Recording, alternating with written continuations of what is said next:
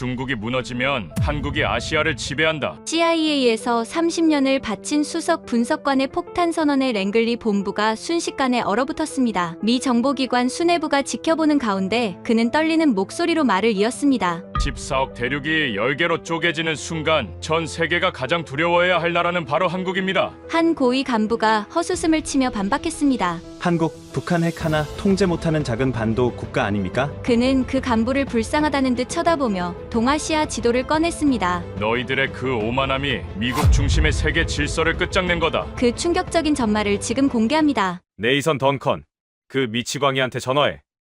지금 당장. 랭글리 본부에서 긴급 회의가 소집됐습니다. 동아시아 데스크 전원 비상.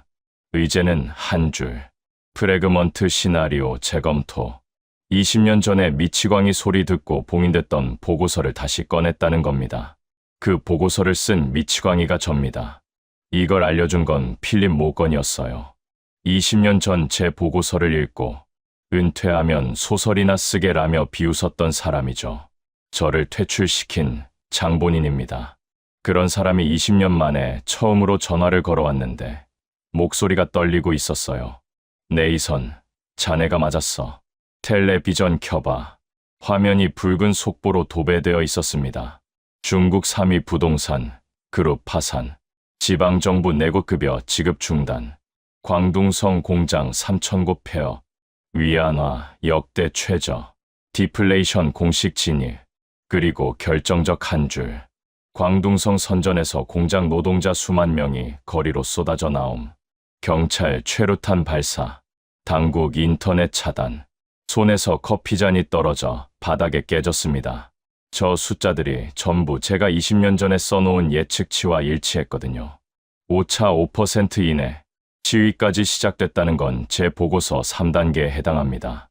접착제가 마르기 시작했다는 뜻이에요. 제 이름은 네이선 던컨, 베이징에서 30년을 버틴 수석 분석관이었습니다.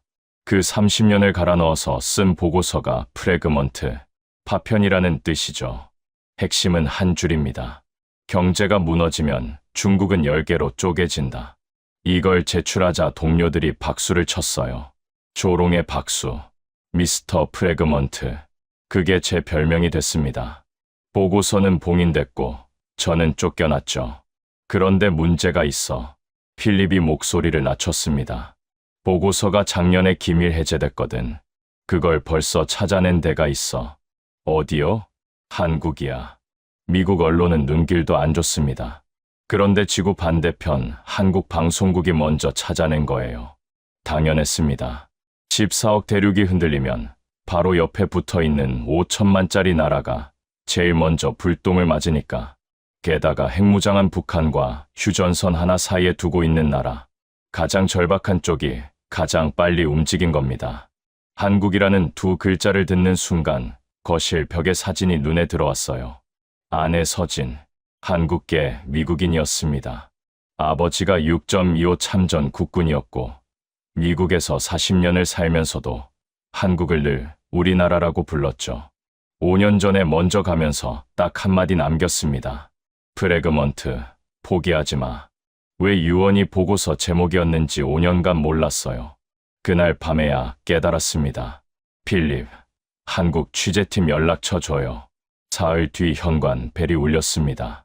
문을 여니까 작은 체구에 한국 여성이 서 있었어요. 옆에 50대 후반의 카메라맨. 그의 오른손에 오래된 화상 흉터가 있었는데 나중에 알고 보니 북한에서 넘어온 탈북 1세대였습니다. 목숨 걸고 두만강을 건넌 사람이에요. 던컨 씨, KBS 류태경입니다. 서재로 안내했습니다. 류 PD가 벽을 보더니 멈춰섰어요. 제가 밤새 펼쳐놓은 중국 지도, 10개의 색깔로 칠해져 있었습니다. 이게 다 따로 나뉜다는 겁니까? 나뉘는 게 아닙니다. 원래 하나가 아니었던 겁니다. 류 PD가 고개를 갸웃했어요. 저는 지도 위에 손가락을 올렸습니다. 여기 광둥, 지금 시위가 벌어지고 있는 그 도시입니다. 중국에서 가장 돈을 많이 버는 곳이에요. 그런데 이 사람들이 번 돈의 절반을 베이징이 가져갑니다. 수천 킬로미터 떨어진 내륙 빈곤 지역을 먹여 살리라고요. 광둥 사람들이 쓰는 말은 광둥어입니다. 베이징 사람하고 말이 안 통해요. 역사도 다르고 문화도 다릅니다. 그런데 왜 참았을까요? 왜요? 돈이요. 먹고 살만하니까 참았던 겁니다. 자유를 포기하는 대신 경제적 풍요를 보장받는 거래였어요. 광둥만 그런 게 아닙니다. 신장의 위구르족, 티베트, 내몽골, 상하이, 만주, 전부 같은 거래를 하고 있었죠. 류 PD의 핸드폰이 다시 울렸습니다. 서울 속보요. 광둥 시위가 광저우까지 번졌대요. 군 병력 이동이 포착됐고요. 거래가 깨지고 있는 겁니다. 실시간으로. 카메라맨이 카메라를 들었습니다. 탈북자 특유의 단단한 눈이었어요. 빨간 불이 켜졌습니다. 저는 보고서 마지막 장을 펼쳤어요. 거기에 서진이가 연필로 별표를 쳐놓은 문장이 있었습니다. 5년간 몰랐던 겁니다. 대륙의 분열은 한반도에게 200년짜리 황금기의 시작이다. 그 옆에 서진이의 한글. 네, 글자. 우리나라 차례. 서진이는 처음부터 알고 있었어요. 이게 중국 이야기가 아니라 한국 이야기라는 걸. 유언의 뜻을 5년 만에 이해했습니다. 저는 카메라를 똑바로 봤습니다. 류 PD, 중국이 어떻게 10개로 나뉘는지 전부 보여드리겠습니다. 그리고 그 끝에 한국이 어떤 나라가 되는지도. 다만 미리 말해둡니다. 200년짜리 황금기가 열립니다. 하지만 그 문 앞에 지옥이 먼저 서 있어요. 핵무기가 주인을 잃는 지옥이. 카메라맨의 흉터 난 손이 떨렸습니다. 두만강을 건넌 사람이에요. 핵이라는 단어의 무게를 뼛속까지 아는 사람이었죠. 하지만 카메라를 내리지 않았습니다. 류 PD가 말했어요. 계속하세요. 저는 지도 앞에 섰습니다. 10개의 색깔이 칠해진 중국 대륙. 이걸 처음 그렸을 때가 20년 전입니다. 베이징 주재관 사무실에서 새벽마다 자료를 대조하며 색을 입혔어요. 그때는 종이 위의 상상이었습니다. 지금은 현실이 되고 있죠. 류 PD, 중국을 하나의 나라라고 생각하시면 안 됩니다. 카메라가 돌아가고 있었습니다. 류 PD가 메모장을 꺼냈어요. 우리가 대한민국이라고 하면 부산 사람이든 서울 사람이든 같은 말을 쓰고 같은 뉴스를 보고 같은 역사를 배우잖아요. 중국은 아닙니다. 겉으로는 하나인데 안으로 들어가면 완전히 다른 세계가 10개 붙어 있는 겁니다. 첫 번째, 서쪽 끝 신장 위구르. 지도에서 가장 큰 덩어리였습니다. 여기 사는 위구르족은 이슬람교를 믿습니다. 튀르크계 언어를 쓰고요. 베이징하고 시차가 2시간인데 중국 정부가 억지로 같은 시간대를 씁니다. 아침 10시에 해가 떠요. 이 사람들한테 베이징은 외국이에요. 점령군이죠. 수용소 이야기는 사실입니까? 100만 명 이상이 들어갔습니다. 제가 베이징에 있을 때 내부 문건을 직접 봤어요. 목적이 뭔지 아십니까? 문화 말살입니다. 위구르 금지, 이슬람 예배 금지, 수염 기르면 체포. 이걸 접착제가 붙여놓고 있었던 겁니다. 경제가 그럭저럭 돌아가니까 국제사회도 눈을 감았죠. 그런데 경제가 무너지면 참을 이유가 사라지는 거군요. 1200만 위구르인이 풀려나는 날, 제일 먼저 하는 건 베이징 깃발을 불태우는 겁니다. 그리고 옆나라 카자흐스탄, 키르기스스탄, 파키스탄이 손을 내밀어요. 같은 튀르크 형제니까. 두 번째, 티베트, 히말라야에 걸쳐 있는 파란색 영역. 달라이 라마가 인도에서 70년을 기다리고 있습니다. 망명정부까지 만들어 놓고요. 중국이 흔들리는 순간 인도가 티베트를 밀어줍니다. 인도 입장에서는 중국과의 사이에 완충 지대가 생기는 거니까요. 세 번째, 지도의 북쪽 끝 내몽골. 몽골과 같은 민족입니다. 땅 밑에 히토류가 잠들어 있어요. 전기차 배터리, 스마트폰, 미사일 유도 장치에 들어가는 핵심 광물. 지금은 베이징이 가져가지만 독립하면 자기 것이 되는 거죠. 네 번째, 카메라맨의 눈이 움직였습니다. 지도 오른쪽 위, 동북 삼성, 만주입니다. 여기를 잘 보세요. 류 PD가 고개를 들었어요. 만주에는 조선 쪽 200만 명이 삽니다. 한국하고 국경을 맞대고 있죠. 이 지역이 베이징에서 떨어져 나가면 한국과 직접 연결됩니다. 카메라맨의 손이 미세하게 떨렸어요. 두만강을 건넌 사람이었죠. 자기 고향 바로 위의 땅이니까 5번째와 6번째 동쪽 해안선을 따라 내려갔습니다. 상하이와 광둥, 여기가 핵심입니다. 중국 전체 부의 70%를 이 해안 도시들이 만들어냅니다. 상하이, 선전, 광저우, 삼성이나 LG 공장이 있던 곳이기도 하죠. 이 사람들 입장에서 생각해 보세요. 자기가 번 돈의 절반을 수천 킬로미터 떨어진 가난한 내륙에 보내야 합니다. 경제가 좋을 때는 참았어요. 그런데 자기 공장이 문을 닫는데도 참을까요? 지금 광둥에서 시위가 나는 이유가 그겁니까? 정확합니다.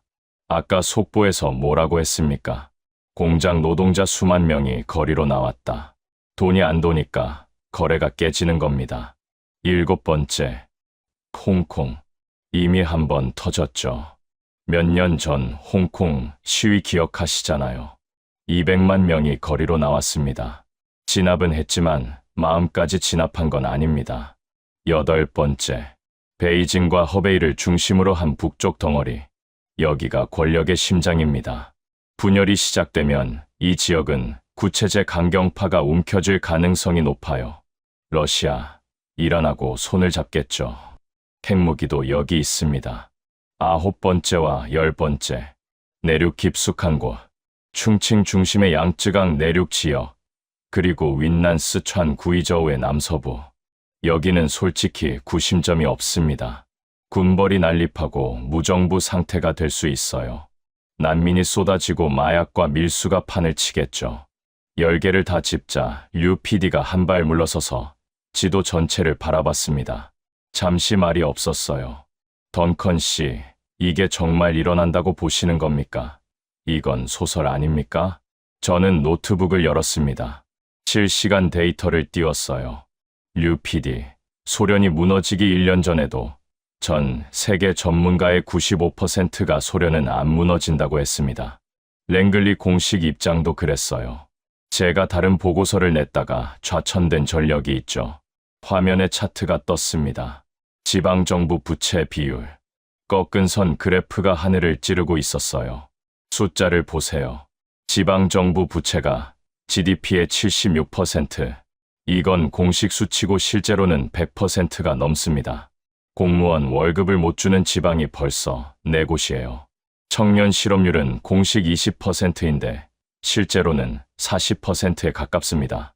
일자리가 없는 젊은이 수천만 명이 거리에 있다는 뜻이에요. 류 PD가 차트를 응시했습니다. 이 숫자들이 20년 전 보고서에 다 있다는 겁니까? 시점과 규모의 차이만 있을 뿐 패턴은 똑같습니다. 제가 예측한 트리거가 2개였어요. 부동산 시장 붕괴 또는 대규모 디플레이션. 지금 둘 다 동시에 터졌습니다. 20년 전에는 이 중 하나만 와도 위험하다고 썼는데 둘이 한꺼번에 온 거예요. 그때 류 PD의 핸드폰이 또 울렸습니다. 화면을 보더니 얼굴빛이 변했어요. 서울 데스크에서 연락입니다. 광둥 시위가 푸젠성까지 번졌대요. 그리고 웨이보에서 프레그먼트 해시태그가 실시간 검색어 1위에 올랐다가 30분 만에 삭제됐답니다. 저는 고개를 끄덕였습니다. 삭제했다는 건 베이징이 이 보고서의 존재를 알고 있다는 겁니다. 그리고 두려워하고 있다는 뜻이에요. 류 PD가 메모장을 덮었습니다. 표정이 달라져 있었어요. 처음 왔을 때의 날카로운 취재 모드가 아니었습니다. 뭔가를 깨달은 사람의 얼굴이었죠. 던컨 씨, 질문 하나만 하겠습니다. 이 10개의 파편이 흩어질 때 한국은 어떻게 됩니까? 저는 기다리던 질문이었습니다. 그걸 이해하려면 먼저 1500년 전으로 가야 합니다. 류 PD가 눈을 찡그렸어요. 1500년이요? 한반도와 대륙 사이에는 교과서에 안 나오는 법칙이 하나 있습니다. 대륙이 하나로 뭉치면 한반도가 위험해지고 대륙이 쪼개지면 한반도가 번영합니다. 예외가 거의 없어요. 이걸 저한테 처음 알려준 사람이 있는데 한국인입니다. 누구요? 서울대 국제정치학과 교수 출신으로 지금은 랜드연구소 개건연구원이에요. 허재윤 박사입니다. 이 사람이 제 보고서의 마지막 장을 완성해 줬습니다. 저는 핸드폰을 들었어요. 박사님, 접니다. 텔레비전 보고 계시죠? 네. 한국 방송팀이 와 있습니다. 네, 맞습니다. 드디어 올 게 온 것 같아요. 전화기 너머로 허재윤의 목소리가 들렸습니다. 던컨, 역사는 운율을 맞추는 법이지. 준비하게. 내일 아침 자네 집으로 갈 테니. 류 PD가 물었습니다. 1500년의 법칙이 뭔데요? 저는 웃었어요. 내일 허 박사가 직접 설명할 겁니다. 다만 한 가지만 미리 말해두죠. 그 법칙이 맞다면 지금 중국에서 벌어지는 일은 한국에게 재앙이 아닙니다. 그럼 뭔데요? 200년 만의 기회입니다. 다음 날 아침 허재윤 박사가 도착했습니다. 58세. 머리에 흰 것이 섞여 있었고 손에는 낡은 가죽 서류 가방을 들고 있었어요. 서울대 국제정치학과 교수 출신으로 지금은 랜드연구소 객원연구원입니다. 미국 싱크탱크에서 한국인이 객원 자리를 받는 건 극히 드문 일이에요. 이 사람의 논문 때문이었습니다. 대륙 분열기와 한반도, 번영의 상관관계. 서방학계에서 처음에는 코웃음을 쳤지만 데이터가 워낙 촘촘해서 무시할 수가 없었죠. 던컨, 오랜만이야. 허 박사가 서재에 들어서더니 벽에 10색 지도를 보고 멈춰 섰습니다. 그리고 천천히 고개를 끄덕였어요. 시작됐구만. 류 PD가 악수를 청했습니다. 허 박사님, 어젯밤에 던컨 씨가 1500년의 법칙을 말씀하셨는데 그게 정확히 뭡니까? 허재윤이 가방에서 종이 한 장을 꺼냈습니다. 타임라인이 빼곡히 적혀 있었어요. 카메라맨이 클로즈업을 잡았습니다. 간단합니다. 역사를 쭉 훑어보면 하나의 패턴이 반복돼요. 대륙이 하나로 뭉칠 때 한반도는 위험해지고 대륙이 쪼개질 때 한반도는 강해집니다. 예외가 거의 없어요. 류 PD가 메모장을 펼쳤습니다. 구체적으로 말씀해 주시죠. 허 박사가 타임라인 첫 줄을 가리켰어요. 수나라. 중국 전체를 통일한 직후에 뭘 했습니까? 고구려를 침략했습니다. 113만 대군을 보냈어요. 결과는 아시죠? 을지문덕 장군의 살수대처. 수나라 군대가 거의 전멸했습니다. 하지만 통일 왕조가 쳐들어왔다는 사실 자체가 중요해요. 두 번째 줄. 당나라. 역시 통일 왕조입니다. 고구려를 멸망시켰죠. 대륙이 하나로 뭉치면 그 힘이 한반도를 향합니다. 예외 없이. 세 번째. 원나라. 몽골 제국이 중국을 집어삼킨 뒤 고려를 침략했습니다. 30년간 전쟁이 이어졌어요. 대륙이 통일되면 한반도는 생존을 걱정해야 합니다. 류 PD가 물었어요. 그건 대륙이 강할 때 이야기고 쪼개질 때는 어떻습니까? 허 박사의 눈이 반짝였습니다. 그게 핵심이에요. 네 번째 줄을 가리켰습니다. 명나라와 청나라가 교체되던 시기. 대륙이 분열과 혼란에 빠졌을 때 조선에서 무슨 일이 일어났습니까? 세종대왕이 등장합니다. 한글을 만들고 과학을 발전시키고 영토를 넓혔어요.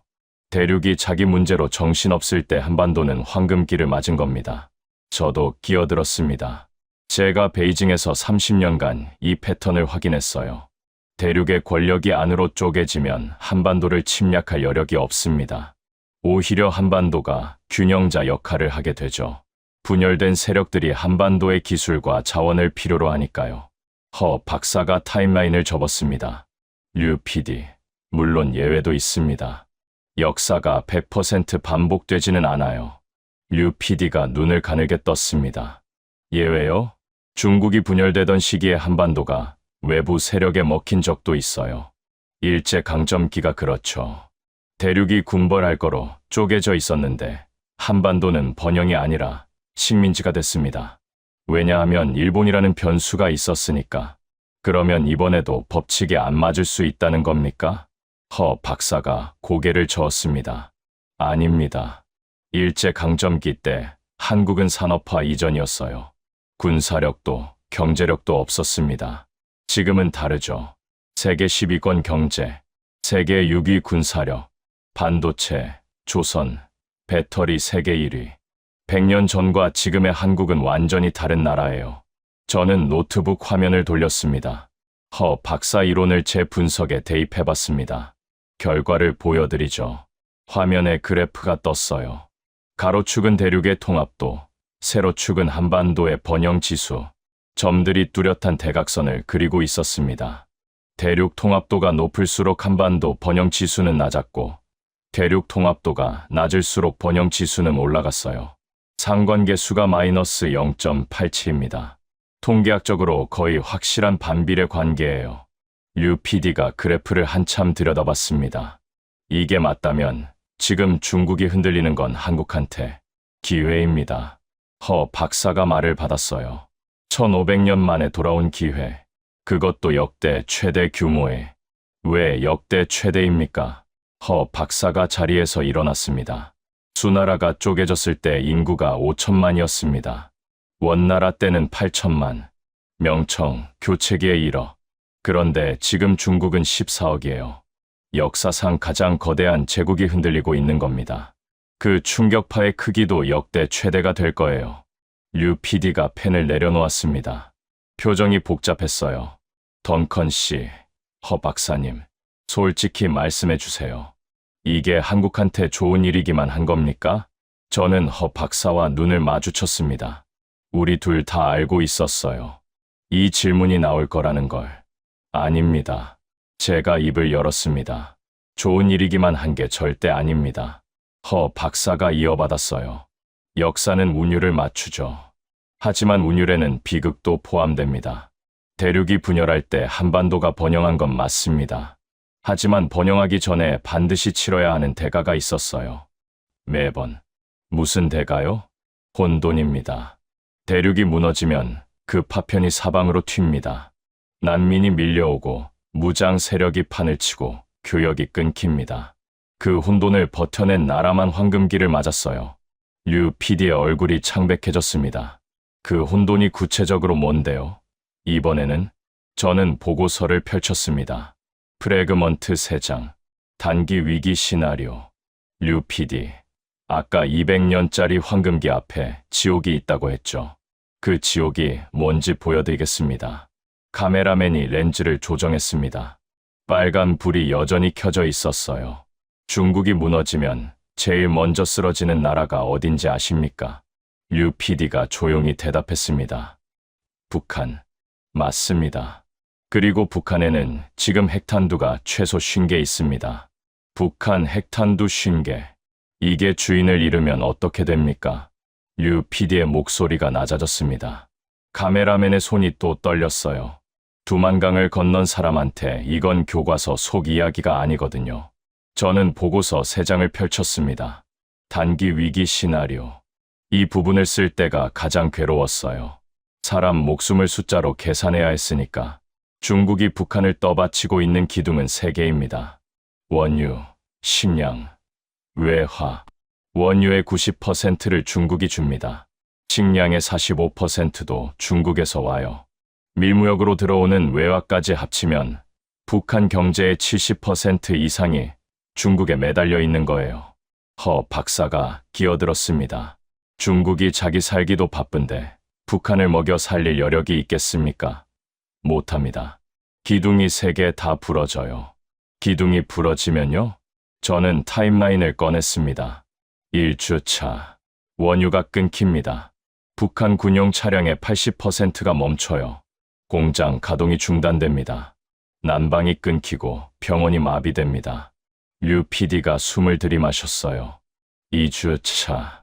식량 배급이 끊깁니다. 시장에서 쌀값이 10배로 뜁니다. 90년대 고난의 행군 때와 같은 상황이 벌어지는데 이번에는 더 빠릅니다. 그때는 중국이 조금이라도 도왔거든요. 이번에는 제로예요. 3주차. 저는 잠시 말을 멈췄습니다. 이 부분이 가장 무서운 대목이거든요. 체제가 마비됩니다. 중앙에서 지방으로 명령이 내려가지 않아요. 군부대가 자체적으로 움직이기 시작합니다.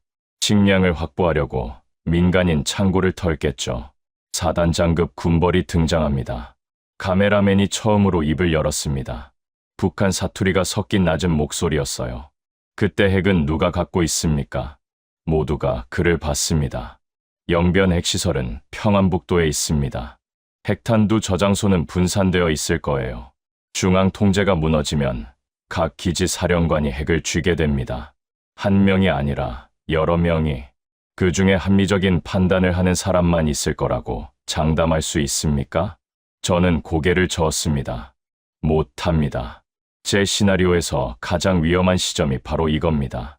핵무기가 통제를 잃는 순간 군벌 하나가 핵을 갖고 협박을 시작할 수 있어요. 서울에 쏘겠다고 할 수도 있고 미국한테 돈을 내놓으라고 할 수도 있습니다. 아니면 시장에 내놓을 수도 있어요. 핵무기 암시장. 상상하고 싶지 않은 시나리오죠. 류 PD의 안색이 하얘졌습니다. 그리고 사람입니다. 허 박사가 무거운 목소리로 말했어요. 북한 인구가 2,500만입니다. 체제가 무너지면 이 사람들이 어디로 갑니까? 남쪽으로 옵니다. 카메라맨의 대답이었어요. 자기가 걸어온 길을 아는 사람의 확신이었습니다.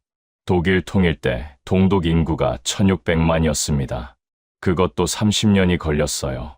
준비를 하고도 힘들었죠. 북한은 2,500만인데 준비할 시간이 없습니다. 며칠 만에 쏟아져 나와요. 류 PD가 물었어요. 한국 경제는 버팁니까? 저는 노트북을 열었습니다. 시뮬레이션 결과를 띄웠어요. 원화 가치가 30% 이상 폭락합니다. 코스피가 반토막 나요. 외국인 자본이 한꺼번에 빠져나갑니다. 국가 신용 등급이 두세 단계 떨어지고 수출이 마비됩니다. 그러면 한국도 같이 무너지는 거 아닙니까? 단기적으로는 그렇게 보일 겁니다. 전 세계가 한국은 끝났다고 할 거예요. 주가가 폭락하고 환율이 치솟고 뉴스마다 위기라는 단어가 도배될 겁니다. 류 PD가 카메라를 내려놓을 뻔했습니다. 그런데요? 허 박사가 류 PD를 똑바로 봤어요. 류 PD, IMF 때 한국이 어떻게 했습니까? 류 PD가 잠시 멈칫했습니다. 금 모았죠. 국민들이. 그렇습니다. 전 세계가 한국은 끝났다고 할 때 국민들이 금반지를 벗어서 나라를 살렸어요. 그리고 4년 만에 부채를 다 갚았습니다. 예정보다 3년 빨리. 저는 끼어들었어요. 류 PD, 제가 30년간 수십 개 나라를 분석했습니다. 위기가 오면 대부분의 나라는 무너집니다. 그런데 한국은 다릅니다. 위기 때마다 더 강해졌어요. 6.25 페어에서 세계 10위 경제를 만들었고 IMF 외환위기를 4년 만에 극복했고 2008년 금융위기 때도 가장 빨리 회복한 나라가 한국입니다. 그건 경제 위기였잖아요. 이번엔 핵이에요.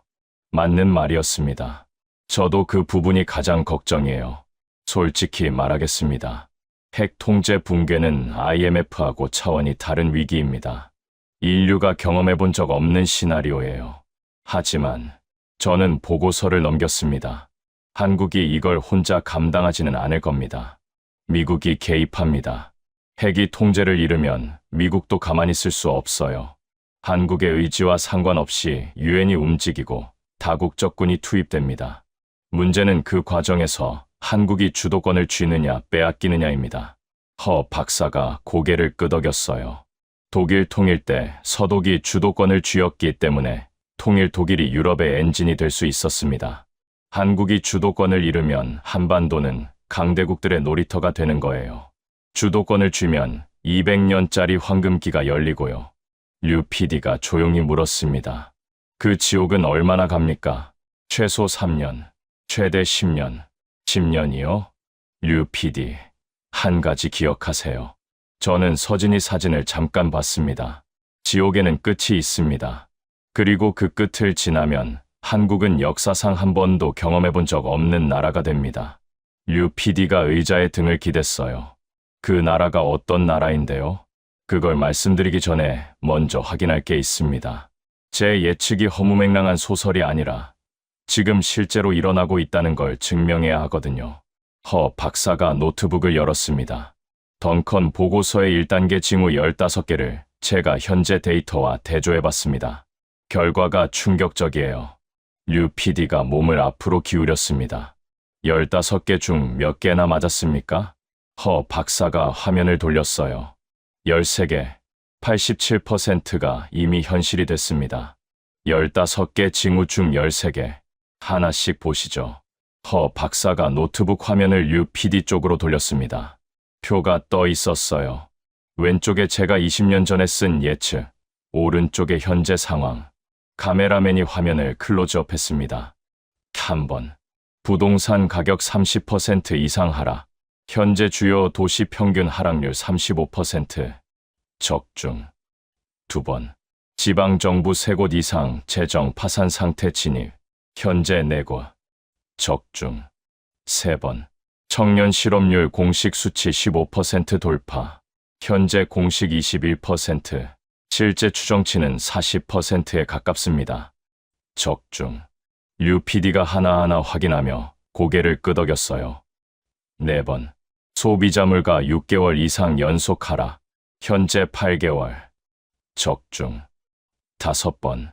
주요 수출 기업 도산 시작.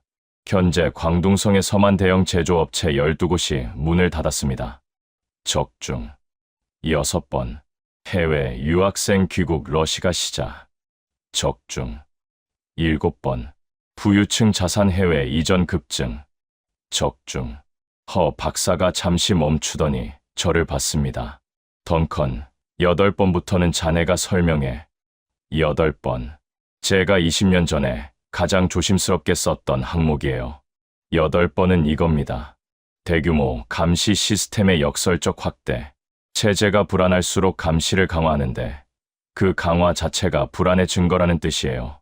류 PD가 물었습니다. 지금 어떤 상황인데요? 중국의 안면인식 CCTV가 몇 대인지 아십니까? 공식 수억 대입니다. 골목 하나하나, 아파트 엘리베이터, 심지어 공중화장실 앞에까지 달려 있어요. 여기에 디지털 감시망, 개인 행동 데이터 알고리즘까지 합치면 지구상에서 가장 촘촘한 감시 체계입니다. 그게 강한 거 아닙니까? 아닙니다. 저는 고개를 저었어요. 강한 나라는 국민을 감시할 필요가 없습니다. 한국의 안면인식 카메라가 골목마다 있습니까? 없잖아요. 감시를 해야 한다는 건 안 하면 무너진다는 뜻이에요. 이건 체제의 강력함이 아니라 붕괴를 막기 위한 처절한 몸부림입니다. 허 박사가 이어받았어요. 9번. 군 지휘 체계의 분산 및 상호 감시 강화. 군벌화를 막으려는 목적이죠. 지금 중국 군부 내부에서 상호 감시가 극도로 강화되어 있습니다. 장군들끼리 서로를 못 믿어요. 적중. 10번. 소수민족 지역에서의 물리적 억압 강화. 신장, 티베트에서 벌어지고 있는 일을 아까 말씀드렸죠. 적중. 11번. 공격적 배타주의 외교. 내부 불만을 외부 갈등으로 전환하는 겁니다. 대만 압박, 남중국해 분쟁, 일본과의 마찰, 전부 국민의 눈을 밖으로 돌리려는 시도입니다. 적중. 류 PD가 손가락을 꼽았어요. 11개, 나머지 2개는요? 12번. 대만 해협 군사 도발 빈도 증가. 지난 1년간 대만 방공식별구역 침범이 역대 최다입니다. 적중. 13번. 허 박사의 목소리가 낮아졌습니다. 해안 부유 지역과 내륙 빈곤 지역의 격차가 임계점을 돌파. 동부 해안이 전체 부의 70% 이상을 창출하면서 내륙과의 격차가 역대 최대입니다. 적중. 13개. 카메라 앞에서 숫자를 확인하는 류 PD의 손이 떨리고 있었어요. 안 맞은 2개는 뭡니까? 저는 보고서를 넘겼습니다. 14번. 군 지휘관의 공개적 중앙 명령 불복종. 이건 아직 안 나왔습니다. 하지만 나오면 3단계 진입이에요. 15번은요? 공식적인 지방정부의 독자 외교 시도. 지방이 베이징을 거치지 않고 외국과 직접 거래하는 겁니다.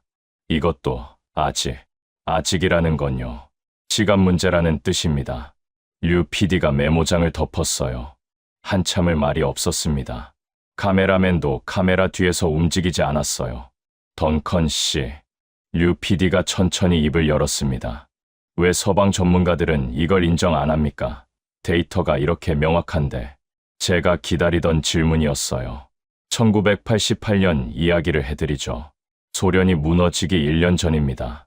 랭글리에서 전체 분석관을 대상으로 설문을 했어요. 5년 내 소련이 붕괴할 가능성. 결과가 뭐였는지 아십니까? 몇 %였는데요? 3%요. 분석관 100명 중 97명이 소련은 안 무너진다고 답했습니다. 공식 보고서에도 그렇게 올라갔어요. 그런데 1년 뒤에 소련은 사라졌습니다. 허 박사가 끼어들었어요. 인간은 거대한 것이 무너지는 걸 상상하지 못합니다. 수천 년간 존재했던 중국이라는 개념이 사라진다. 머리로는 이해해도 가슴으로 받아들이질 못해요. 그래서 안 무너진다고 믿고 싶은 거죠. 하지만 숫자는 거짓말을 안 합니다. 제가 말했어요. 15개 중 13개, 87%. 이건 확률이 아닙니다. 이건 추세예요. 방향은 정해져 있고 속도만 문제인 겁니다. 그 순간 류 PD의 핸드폰이 울렸습니다. 이번에는 문자가 아니라 전화였어요. 봤더니 얼굴이 순식간에 굳었습니다. 네, 확인됐어요? 알겠습니다. 전화를 끊고 우리를 봤습니다. 서울 데스크에서 연락입니다. 지휘가 광둥에서 푸젠, 저장성까지 번졌대요. 그리고 방금 상하이 증시가 또 서킷 브레이커에 걸렸답니다. 장중 8% 폭락. 저는 보고서의 한 페이지를 가리켰습니다. 2단계 징후입니다. 경제 위기가 사회 불안으로 번지기 시작하는 단계. 여기 써 있어요. 해안 도시 연쇄 시위 발생, 금융시장 마비. 허 박사가 시계를 봤습니다. 덩컨, 예상보다 빠르다. 네, 저도 이렇게 빠를 줄은 몰랐습니다. 류 PD가 카메라를 다시 잡았어요. 목소리가 달라져 있었습니다. 더 이상 반신반의하는 기자의 톤이 아니었어요. 덩컨 씨, 이 속도라면 다음 단계는 언제 옵니까? 모릅니다. 6개월 뒤일 수도 있고 내일일 수도 있어요. 하지만 방향은 확실합니다. 접착제가 마르고 있습니다. 되돌리려면 경제를 살려야 하는데 지금 중국에는 그럴 돈도 시간도 없어요. 류 PD가 허 박사를 봤습니다. 허 박사님, 진짜로 쪼개지면 세계는 어떻게 됩니까? 허 박사가 안경을 벗었어요. 글로벌 공급망이 마비됩니다. 기토류 수출이 끊기면 스마트폰, 전기차, 미사일 유도 장치를 못 만들어요. 전 세계에 극심한 인플레이션이 옵니다. 수천만 명 규모의 난민이 주변국으로 쏟아져 나오고요. 한마디로 지구 전체가 흔들립니다. 하지만 허 박사가 안경을 다시 쓰며 말했어요. 흔들리는 와중에 가장 유리한 위치에 서는 나라가 있습니다. 류 PD가 대답을 기다렸어요. 그 나라가 어디인지는 다음 질문에서 답을 드리죠. 미국, 일본, 러시아, 인도. 이 나라들이 중국 분열 이후에 어떻게 움직이는지를 먼저 보셔야 합니다. 그래야 한국의 위치가 보여요. 강대국들이 어떻게 움직이는지를 보면 한국의 위치가 보입니다. 허 박사가 지도 앞에 섰어요. 중국을 둘러싼 나라들을 하나씩 가리키기 시작했습니다. 중국이 쪼개지면 세계 모든 강대국이 동시에 움직입니다. 각자의 계산법이 있어요. 그 계산법을 알면 한국이 어디에 서야 하는지가 보이죠. 첫 번째, 미국. 미국은 솔직히 중국이 쪼개지면 좋습니다. 제가 말했어요. 하나로 뭉친 14억이 미국 패권에 도전하는 것보다 10개로 나뉘어서 서로 싸우는 게 훨씬 편하거든요. 구체적으로 뭘 합니까? 해안 부유 지역을 자기 편으로 끌어들입니다. 상하이, 광둥, 홍콩, 돈이 있고 기술이 있고 항구가 있는 곳이죠. 만리방화벽이 사라지면 미국 자본이 물밀듯이 들어갑니다. 사실상 경제적 속국화예요. 류 PD가 메모했어요. 그러면 미국한테 좋기만 한 거 아닙니까? 아닙니다. 미국에도 악몽이 있어요. 저는 지도에 대만을 가리켰습니다. 대만입니다. 중국이 쪼개지기 전에 마지막 발악으로 대만을 칠 수 있어요. 내부가 무너지니까 외부의 적을 만들어서 국민을 묶으려는 거죠. 역사상 망해가는 제국이 가장 많이 쓰는 수법입니다. 대만을 치면요? 전 세계 반도체의 60%가 대만에서 나옵니다. TSMC 공장이 멈추는 순간 아이폰 생산이 중단되고 엔비디아 칩이 끊기고 자동차 공장이 서요. 세계 경제가 마비됩니다. 허 박사가 이어받았어요. 그래서 미국은 이중 전략을 씁니다. 한쪽으로는 중국 분열을 환영하면서 다른 쪽으로는 대만 방어의 사활을 걸어요. 항모전단을 서태평양에 집중 배치합니다. 두 번째, 일본. 일본이 가장 빨리 움직일 겁니다. 허 박사의 목소리가 서늘해졌어요. 70년간 기다렸으니까. 뭘 기다렸는데요? 평화헌법을 벗어던질 명분이요. 중국 분열로 동아시아 안보 공백이 생기면 일본은 이걸 핑계로 군사 대국화를 선언합니다. 항공모함을 건조하고 해군력을 대폭 확장하겠죠.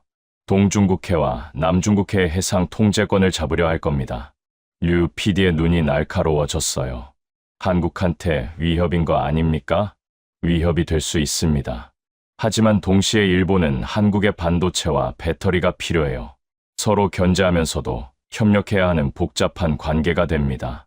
세 번째, 러시아. 러시아는 북쪽에서 내려옵니다. 제가 지도의 북쪽을 짚었어요. 베이징 중심의 강경파 잔존 세력이 버틸 텐데 러시아가 여기에 에너지와 무기를 줍니다. 대가로 영토와 자원을 받겠죠. 내몽골의 히토류 벨트를 노릴 겁니다. 그리고 푸틴한테 이건 꿈의 시나리오예요. 중국이라는 거대한 이웃이 사라지고 여러 개의 약한 나라가 생기면 러시아의 극동 영향력이 자동으로 커지거든요. 네 번째, 인도. 인도는 티베트를 밀어줍니다. 허 박사가 히말라야 지역을 가리켰어요.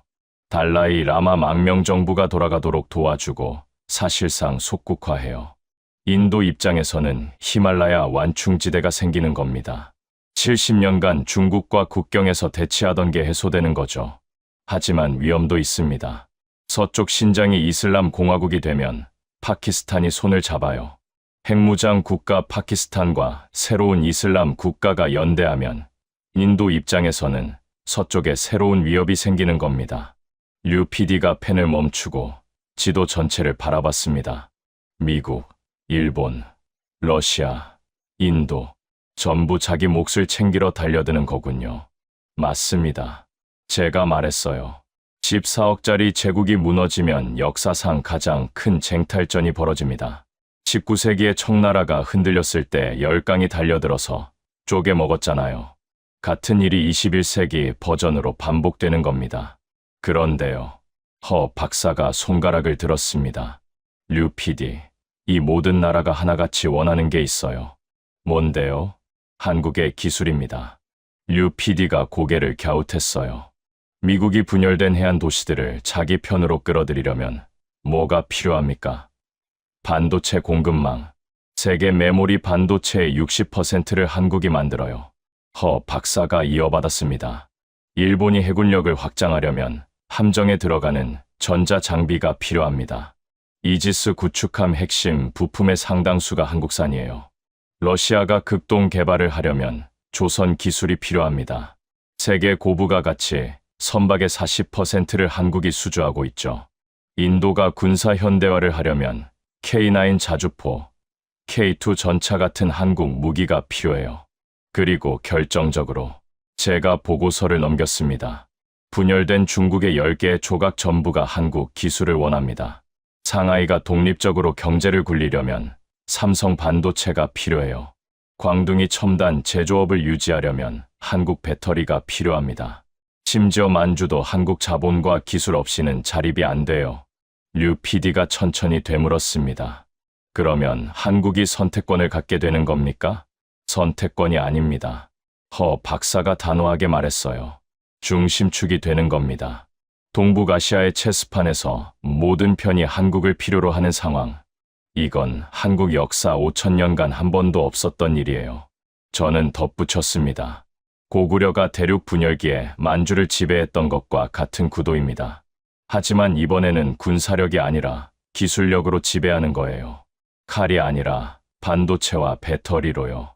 류 PD가 카메라맨을 봤습니다. 카메라맨이 고개를 끄덕였어요. 흉터 난 손이 이제는 떨리지 않았습니다. 덩컨 씨, 한 가지만 더 물어볼게요. 류 PD가 말했습니다. 이건 가능성입니까? 아니면 확실한 겁니까? 저는 서진이 사진을 봤어요. 미국에서 40년을 살면서도 한국을 우리나라라고 불렀던 사람. 류 PD, 한국이 이 기회를 잡을 수 있느냐 없느냐. 그건 한국 스스로에 달려 있습니다. 기회는 오고 있어요. 문제는 한국이 준비가 됐느냐는 겁니다. 허 박사가 가방에서 새 서류를 꺼냈어요. 그 질문에 답하기 전에 먼저 반론을 듣죠. 한국이 못한다는 이유를 전부 테이블 위에 올려놓고 하나씩 부숴봅시다. 한국이 못한다는 이유, 전부 꺼내보세요. 허 박사가 빈 종이를 테이블에 놓았습니다. 류 PD를 똑바로 봤어요. 류 PD가 시청자 대신 물어보는 겁니다. 한국 국민이 가장 걱정하는 것들, 하나도 빠짐없이요. 류 PD가 메모장을 펼쳤습니다. 서울 데스크와 밤새 정리한 질문 목록이었어요. 첫 번째, 인구입니다. 한국 출산율이 세계 최저잖아요. 0.7명대. 인구가 줄어드는 나라가 어떻게 중심축이 됩니까? 저는 이 질문이 나올 줄 알았습니다. 류 PD, 지금 한국 인구가 5천만입니다. 맞죠? 네. 북한이 합류하면 2,500만이 더해집니다. 7,500만. 거기에 만주 조선조 200만. 그리고 중국 분열 과정에서 유입되는 고급 인력까지 합치면 8천만을 넘길 수 있어요. 그건 통일이 되면이라는 가정 아닙니까? 가정이 아닙니다. 허 박사가 끼어들었어요. 중국이 분열하면 북한은 자동으로 무너집니다. 아까 사부에서 설명했죠. 기둥 3개가 다 부러진다고. 통일은 선택이 아니라 비연이에요. 시기와 방식만 다를 뿐. 독일을 보세요. 제가 덧붙였습니다. 통일 전 서독 인구 6,300만, 통일 후 8천만.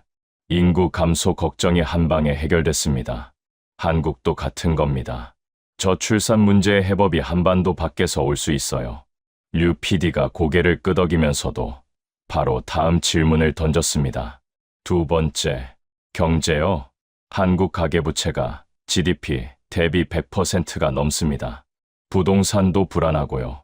이런 상태에서 통일 비용까지 감당할 수 있겠습니까? 통일 비용만 수천조 원이라면서요. 허 박사가 펜을 집었어요. 수천조 원. 맞습니다. 그런데 이게 비용입니까? 투자입니까? 무슨 뜻이죠? 북한 땅 밑에 뭐가 있는지 아십니까? 마그네사이트 세계 2위, 텅스텐 세계 6위, 금, 은, 아연, 희토류. 북한 광물 자원의 추정 가치가 7천조 원입니다. 류 PD의 펜이 멈췄어요. 7천조요? 네.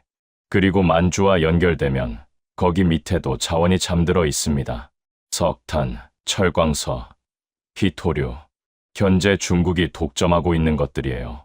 대륙이 분열하면 이 자원의 접근권이 열립니다. 제가 보충했어요. 류 PD, IMF 때도 한국은 끝났다는 얘기를 들었습니다. 그때 국가 부채가 얼마였는지 아세요? 외환보유고가 바닥났어요. 그런데 4년 만에 갚았잖아요. 예정보다 3년 빨리. 2008년 금융위기 때도 가장 빨리 회복한 OECD 국가가 한국입니다. 하지만 이번은 규모가 다르잖아요. 규모가 다른 만큼 기회도 다릅니다. IMF 때 한국이 뭘 했습니까? 위기를 이용해서 산업 구조를 완전히 뜯어고쳤어요. 그 결과 삼성이 세계 반도체 1위가 됐고 현대차가 글로벌 탑5에 올라갔습니다. 한국은 위기를 기회로 바꾸는 유일한 나라예요. 저는 30년간 수십 개 나라를 분석했는데 이런 나라를 본 적이 없습니다. 류 PD가 세 번째 질문을 꺼냈어요. 핵이요. 사부에서 말한 핵 통제 붕괴. 이건 경제로 해결이 안 되잖아요. 핵탄두 50개가 주인을 잃는 상황을 어떻게 감당합니까? 이건 제가 답해야 할 질문이었습니다. 솔직히 말하겠습니다. 핵 문제는 한국 혼자 해결할 수 없어요. 미국이 개입합니다.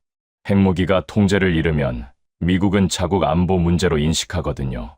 북한 핵이 시장에 풀리면 이란, 시리아, 테러 조직이 살 수 있으니까 미국, UN, 다국적군이 투입됩니다. 그러면 한국이 주도권을 잃는 거 아닙니까? 여기가 핵심입니다. 허 박사가 탁자를 짚었어요. 독일 통일 때 서독은 미국, 소련, 영국, 프랑스 4개국 동의를 받아야 했습니다. 하지만 콜 총리가 주도권을 절대 놓지 않았어요. 협상을 서독이 이끌었고 통일의 조건을 서독이 설계했습니다. 한국도 마찬가지예요. 미국이 개입하더라도 한국이 설계자가 되어야 합니다. 그게 가능합니까? 가능한 이유가 하나 있어요. 제가 말했습니다. 한국은 세계에서 유일하게 분단을 경험한 선진국입니다. 독일 통일의 실수를 30년간 연구한 데이터가 있어요.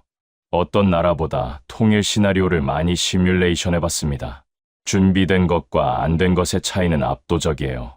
류 PD가 네 번째 질문을 던졌습니다. 마지막입니다. 가장 근본적인 질문이에요. 한국 국민이 이걸 원합니까? 젊은 세대는 통일에 관심이 없다는 조사가 많잖아요. 통일 비용을 내 세금으로 내야 한다고 하면 반대하는 사람이 더 많을 텐데요. 이건 허 박사가 받았어요.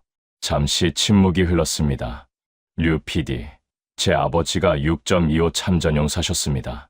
아버지가 돌아가시기 전에 한 말씀이 있어요. 재윤아, 내가 목숨 걸고 싸운 건 이 나라를 두 동강 내려고 싸운 게 아니다. 카메라맨이 미세하게 움직였어요. 두만강을 건넌 사람이었죠. 통일을 원하느냐고 묻는 건 질문이 잘못된 겁니다. 분단이 비정상이에요. 정상으로 돌아가는 걸 원하느냐고 물어야죠. 저는 서진이의 말을 떠올렸습니다. 제 아내가 생전에 이런 말을 했어요. 당신은 중국만 보지만 내 아버지 나라는 늘 벼랑 끝에서 일어선 나라야. 서진이 아버지가 6.25 참전 국군이었거든요. 인천에서 배를 타고 부산까지 피란했어요. 맨손으로. 그 맨손의 나라가 70년 만에 세계 10위 경제를 만들었습니다. 류 PD가 조용히 물었어요. 던컨 씨는 한국을 믿습니까?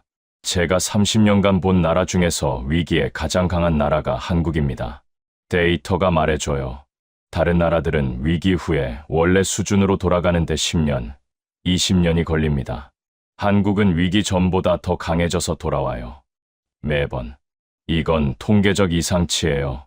설명이 안 되는 겁니다. 허 박사가 웃었어요. 설명이 되죠. 한국인이니까. 류 PD가 메모장을 접었습니다. 네 개의 질문에 전부 답이 나왔어요. 하지만 아직 끝이 아니었습니다. 반론은 여기까지고요. 류 PD가 카메라를 다시 세웠어요. 이제 진짜 듣고 싶은 얘기를 해주세요. 200년짜리 황금기. 그게 구체적으로 뭡니까? 한국이 어떤 나라가 되는 겁니까? 저는 노트북에서 새 파일을 열었습니다. 프래그먼트 파트 2점, 코리아 시나리오. 서진이가 별표를 쳐놓은 그 장입니다. 류 PD, 지금부터 보여드리는 건 제가 가장 하고 싶었던 이야기입니다. 프래그먼트 파트 2점, 코리아 시나리오. 파일을 여는 순간 류 PD가 화면을 보고 숨을 멈췄습니다. 한반도 지도가 떠 있었어요. 그런데 우리가 아는 지도가 아니었습니다. 규전선이 없었어요. 그리고 한반도 위쪽으로 만주까지 경제회랑이 표시되어 있었습니다. 부산에서 시작된 선이 서울을 지나 평양을 관통하고 만주를 가로질러 시베리아로 뻗어 있었어요. 이게 뭡니까? 200년짜리 황금기의 설계도입니다. 허 박사가 자리에서 일어나 화면을 가리켰어요. 첫 번째, 유라시아, 육로 개통. 지금 한국은 섬입니다. 류 PD가 눈을 찡그렸어요. 섬이요? 반도 아닙니까? 지도상으로는 반도입니다. 하지만 북쪽이 막혀 있잖아요. 휴전선 위로는 물건도 사람도 기차도 못 지나갑니다. 사실상 섬이에요. 모든 수출품이 배 아니면 비행기로만 나갑니다. 물류비가 엄청나죠. 허 박사가 지도의 선을 따라갔어요. 북한이 열리고 만주가 열리면 부산에서 런던까지 철도가 뚫립니다.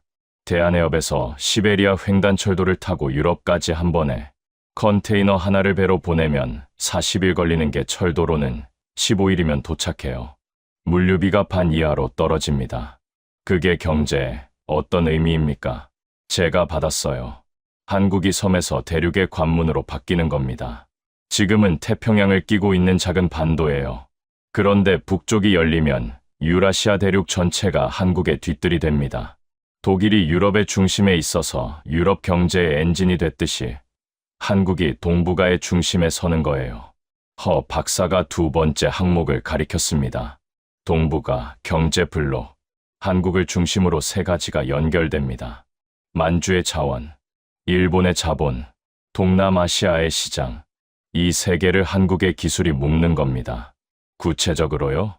만주에 묻혀있는 철광석, 석탄, 기토류를 한국 기술로 가공합니다. 일본 자본이 투자하고 동남아 7억 인구가 소비해요. 그 가운데 한국이 허브로 앉는 거죠. 류 PD가 메모를 하다가 펜을 멈췄어요. 숫자로 말해주세요. 한국이 구체적으로 얼마나 커집니까? 저는 시나리오 데이터를 띄웠습니다. 현재 한국 1인당 국민소득이 약 3만 5천 달러입니다. 통일 후 초기 10년은 오히려 떨어져요. 2만 달러대까지 내려갈 수 있습니다. 북한 재건 비용 때문에. 하지만 그 고비를 넘기면 숫자가 화면에 떴어요. 20년 후 6만 달러, 30년 후 8만에서 12만 달러. 스위스, 노르웨이 수준입니다. 류 PD가 계산기를 두드렸어요. 지금의 3배가 넘는다고요? 인구가 8천만이 되면 GDP 총량으로는 세계 5위권에 들어갈 수 있습니다. 지금은 13위예요. 독일이 통일 후에 유럽 1위 경제가 됐잖아요. 같은 일이 한국에서 벌어지는 겁니다. 규모만 더 크게. 허 박사가 세 번째를 짚었습니다. 안보 비용 감소. 이게 숨은 황금알이에요. 무슨 뜻이죠? 지금 한국 국방 예산이 GDP 대비 2.8%입니다. 북한 위협 때문에 연간 60조 원 가까이 쓰고 있어요. 북한이 없어지고 대륙 위협이 사라지면 이 비율이 1% 이하로 떨어집니다. 저는 계산을 보여줬어요. GDP 대비 1.8%를 아낀다고 치면 연간 수십조 원입니다. 이 돈이 교육, 의료, 기술 개발, 복지로 돌아가요. 30년 누적이면 수백조 원이에요. 이게 황금기의 연료가 됩니다. 류 PD가 네 번째 질문을 던졌어요. 경제 말고 다른 건 없습니까? 허 박사가 기다렸다는 듯이 웃었습니다. 문화요. K 콘텐츠. 지금도 잘 나가고 있잖아요. 지금은 시작입니다. 허 박사의 눈이 반짝였어요. 중국 대륙에 만리방화벽이라는 게 있습니다. 인터넷 검열이죠. 유튜브 안 됩니다. 넷플릭스 안 돼요. 한국 드라마, K-팝 전부 차단되어 있어요. 14억 인구가 한국 콘텐츠에 접근하지 못하고 있는 겁니다. 분열하면요? 방화벽이 무너집니다. 10개로 쪼개진 나라들이 각자 인터넷 정책을 세울 텐데 해안 도시들은 즉시 개방하겠죠. 14억 중국어권 시장에 한국 콘텐츠가 쏟아져 들어가는 겁니다. 제가 숫자를 보여줬어요. 현재 한국 콘텐츠 수출이 연간 130억 달러 규모입니다. 중국 시장이 열리면 이게 3배에서 5배로 뜁니다. 연간 500억 달러. 반도체 수출 다음 가는 산업이 되는 거예요. 류 PD가 한참 화면을 들여다봤어요. 그리고 천천히 입을 열었습니다. 덩컨 씨, 이게 정말 가능한 겁니까? 서진이 사진이 서재 벽에 걸려 있었습니다. 한복을 입고 웃고 있는 사진. 그 아래 작은 액자에 6.25 참전 군복 사진이 있었어요. 서진이의 아버지, 류 PD. 가능이 아닙니다. 그럼 뭡니까? 역사적 필연입니다. 1500년간 반복된 법칙이에요. 대륙이 분열하면 반도가 번영합니다. 다만 이번에는 규모가 다릅니다. 14억 제국이 쪼개지는 건 인류 역사상 처음이에요. 그만큼 기회도 전례가 없습니다. 허 박사가 마무리했어요. 한국이 어떤 나라가 되는지 이제 보이시죠? 인구 8천만, GDP 세계 5위, 유라시아 관문, 기술 패권국, 문화 대국. 이게 200년짜리 황금기의 밑그림입니다. 류 PD가 카메라맨을 봤어요. 카메라맨이 고개를 끄덕였습니다. 덩컨 씨, 여기까지 들으면 한국한테 꿈 같은 이야기입니다. 그런데 하나 걸리는 게 있어요. 뭡니까? 이 시나리오를 가장 싫어하는 나라가 있을 것 같은데요. 저는 멈칫했습니다. 이 질문이 나올 줄 알았지만 막상 들으니 무거웠어요. 왜냐하면 그 나라가 제 나라거든요. 맞습니다. 있어요. 어딘데요? 미국입니다. 미국이요? 류 PD가 되물었습니다. 카메라맨도 렌즈 뒤에서 눈이 움직였어요. 네. 그리고 일본도 저는 의자에 깊이 앉았습니다. 이 부분을 말하는 게 가장 힘들어요. 제 나라 이야기니까. 류 PD, 왜 제 보고서가 랭글리에서 매장됐는지 진짜 이유를 아직 안 말씀드렸죠. 동료들이 망상이라고 해서 그런 거 아닙니까? 그건 표면적인 이유입니다. 진짜 이유는 따로 있어요. 저는 보고서 마지막 장을 펼쳤습니다. 코리아 시나리오가 적힌 그 페이지. 프래그먼트를 제출했을 때 동아시아 데스크장이 읽다가 멈춘 부분이 있습니다. 중국 분열 시나리오까지는 그러려니 하고 넘겼어요. 문제는 그 다음이었죠. 한국이 동북아의 중심축이 된다는 결론. 그걸 읽는 순간 데스크장의 표정이 바뀌었습니다. 왜요? 미국의 동아시아 전략은 한 문장으로 요약됩니다. 우리가 중심이다.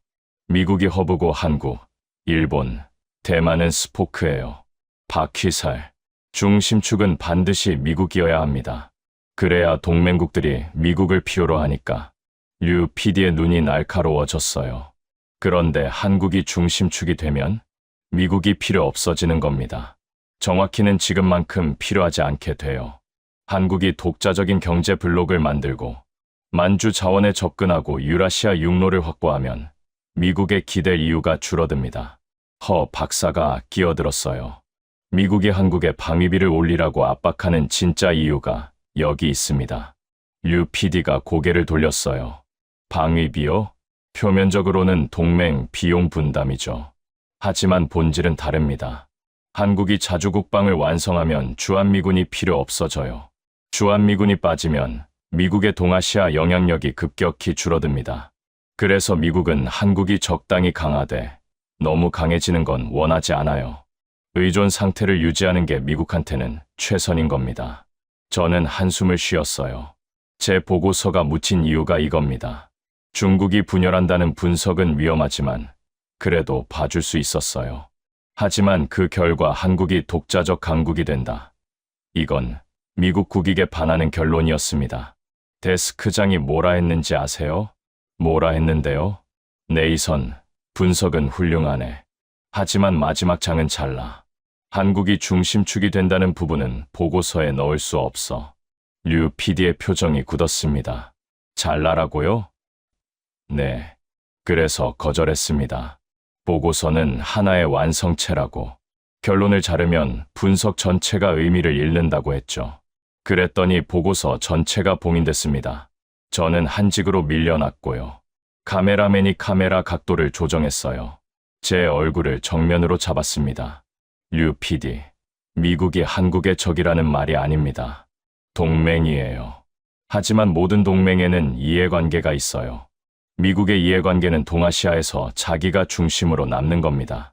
한국이 독자적으로 강해지는 건 그 이해관계에 어긋나요. 류 PD가 물었습니다. 일본은요? 허 박사가 받았어요. 일본이 가장 두려워하는 시나리오가 뭔지 아십니까? 한국이 만주와 연결되는 겁니다. 왜요? 100년 전을 보세요. 일본이 왜 만주를 차지하려 했습니까? 만주국을 세운 이유가 뭡니까? 대륙의 자원을 장악하려는 거였어요. 한반도를 거쳐서 만주로 올라가는 길. 그게 일본 제국의 생명선이었습니다. 허 박사가 지도를 가리켰어요. 지금 그 길이 한국 소유가 됩니다. 한반도가 통일되고 만주가 열리면 일본은 대륙 자원 접근에서 한국보다 불리해져요. 바다를 건너야 하니까. 한국은 육로로 바로 연결되고요. 100년 전에 일본이 가졌던 지정학적 우위가 완전히 뒤집히는 겁니다. 류 PD가 천천히 되물었어요. 그래서 일본이 재무장하려는 겁니까? 한 가지 이유는 아니지만 큰 동기 중 하나입니다. 한국이 대륙과 연결되면 해양 세력인 일본은 상대적으로 약해져요. 그걸 군사력으로 만회하려는 거죠.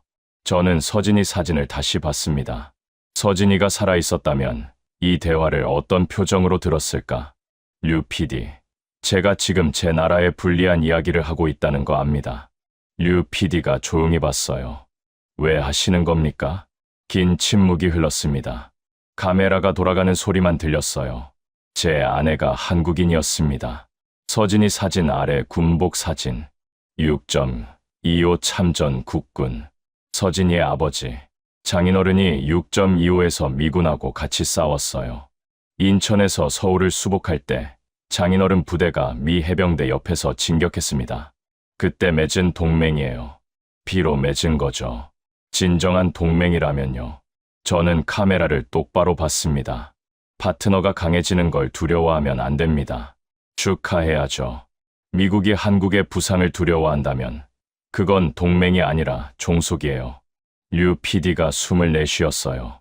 던컨 씨, 이 인터뷰가 나가면 미국에서 가만 안 있을 텐데요.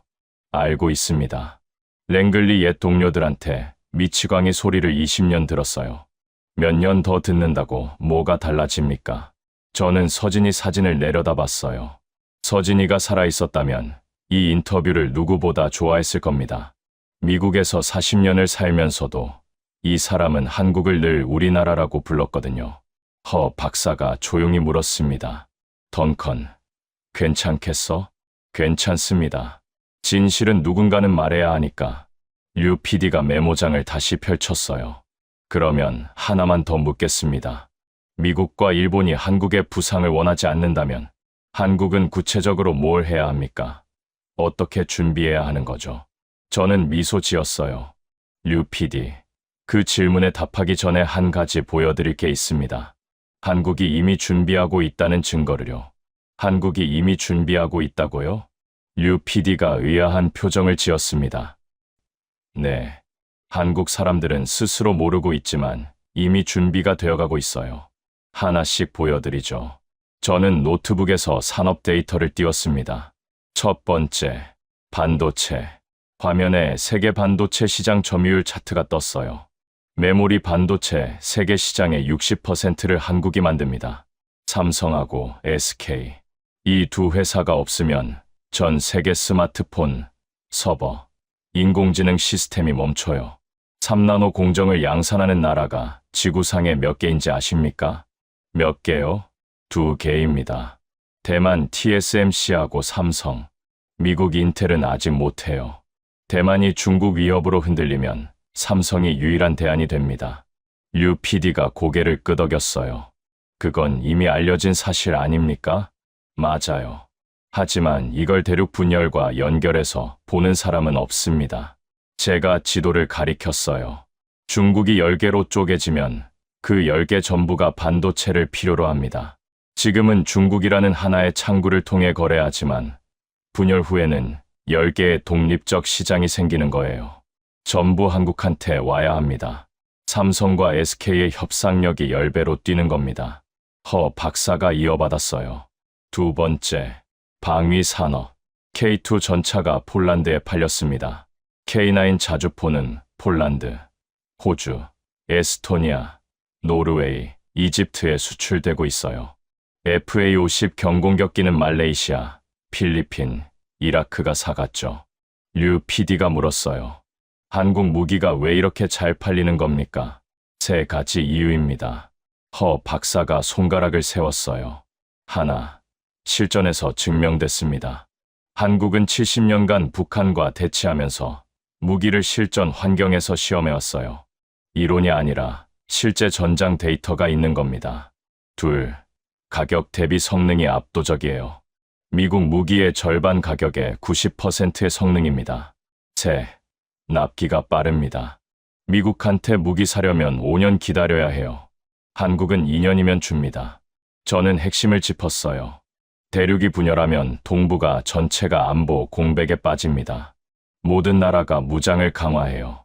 10개의 신생 국가들도 군대가 필요하고 주변국들도 대비해야 합니다. 한국 방산 수출이 폭발하는 겁니다. 지금 연간 170억 달러인데 분열 후에는 500억 달러를 넘길 수 있어요. 류 PD가 숫자를 적었습니다. 세 번째, 제가 말했어요. 조선. 배요? 세계 고부가 가치 선박 수주의 40%를 한국이 가져갑니다. LNG 운반선, 초대형 컨테이너선, 군함. 이건 중국이 따라올 수 없는 기술이에요. 용접 하나, 공면 하나의 정밀도가 차원이 다릅니다. 그 순간 카메라맨이 처음으로 말했어요. 현대중공업이요? 모두가 그를 봤습니다. 제가 한국에 와서 처음 일한 데가 울산 현대중공업 하청이었습니다. 용접 배웠어요. 거기서 만난 분이 있는데 이름이 류태성 씨. 류 PD가 눈이 커졌어요. 우리 아버지요? 카메라맨이 고개를 끄덕였습니다. 류태성 선배님이 용접 가르쳐 주셨어요. 오른손에 화상 입으시고도 왼손으로 용접하신 분이잖아요. 선배님이 그랬습니다. 내 손은 잘렸지만 이 배는 세계로 나간다. 류 PD의 눈가가 붉어졌어요. 잠시 말을 잇지 못했습니다. 아버지를 아셨어요? 네. 선배님한테 배운 기술로 지금 이 카메라를 잡고 있습니다. 기계를 다루는 손은 다 같으니까요. 저는 그 순간을 가만히 지켜봤어요. 서진이가 떠올랐습니다. 한국인들은 이런 사람들이에요. 손이 잘려도 다른 손으로 배를 만들고 두만강을 건너서도 기술을 배우고 그 기술로 카메라를 잡아서 세계의 이야기를 전합니다. 류 PD. 제가 조용히 말했어요. 류 PD 아버지 같은 분들이 한국을 만들었습니다. 그 사람들의 유전자가 사라졌을 리 없잖아요. 류 PD가 눈을 닫고 카메라를 다시 세웠습니다. 계속하세요. 네 번째, 원자력. 한국의 소형 모듈 원자로 기술이 세계 최고 수준입니다. SMR이라고 하죠. 대륙이 분열하면 에너지 공급망이 끊어져요. 러시아 가스, 중동 석유, 전부 불안해집니다. 이때 원자력은 에너지 독립의 열쇠가 됩니다. 허 박사가 5번째를 꺼냈어요. 마지막, 문화입니다. K 콘텐츠. 아까 8부에서 말씀하셨잖아요. 방화벽이 무너지면 14억 시장이 열린다고. 맞아요. 하지만 더 중요한 게 있습니다. 허 박사가 자리에서 일어났어요. 분열된 10개의 지역은 각자 정체성을 찾으려 할 겁니다. 광둥은 광둥어를 살리고 티베트는 티베트 문화를 복원하고 신장은 이슬람 전통을 되찾겠죠. 그 과정에서 콘텐츠 수요가 폭발합니다. 그런데 자체 제작 능력이 없어요. 어디서 가져오겠습니까?